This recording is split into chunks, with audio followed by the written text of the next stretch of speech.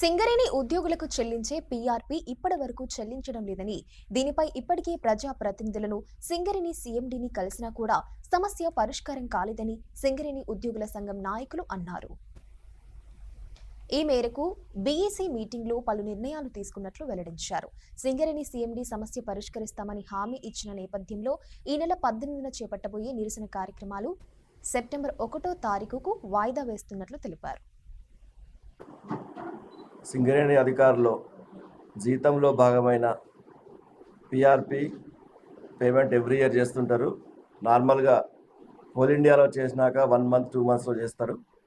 అయితే కోల్ ఇండియాలో 22-23 సంబంధించిన పీఆర్పీ 2024 జూన్లో పేమెంట్ చేయడం జరిగింది. అలాగే 23-24 సంబంధించింది మొన్న జూన్లో పేమెంట్ చేశారు. ఇంతవరకు మా సింగరేణిలో పేమెంట్ చేయకపోవడం వల్ల అధికారులందరిలో ఆందోళనకు గురవుతున్నారు.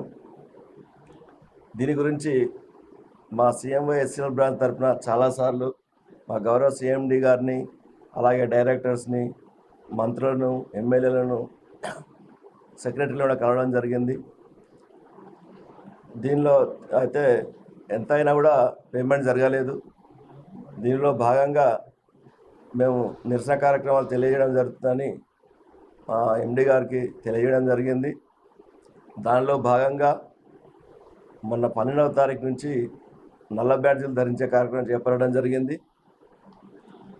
అయితే యాక్చువల్గా మేము రేపటి నుండి రిలే హంగర్ స్ట్రైక్ మరియు వర్క్ టు రూల్ ప్రోగ్రామ్స్ చేపట్టాల్సి ఉండేది.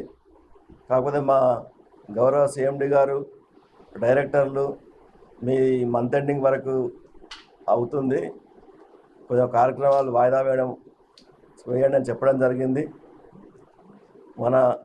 మా ఎండీ గారు మరియు డైరెక్టర్ల మీద గౌరవంతో, నమ్మకంతో ఆ 2 కార్యక్రమాలు యాక్చువల్గా రేపటి చేయాల్సిన రిలే హంగర్ స్ట్రైకు మరియు వర్క్ టు రూల్ ప్రోగ్రామ్ను 1వ తారీఖు పోస్ట్పోన్ చేయడం జరిగింది.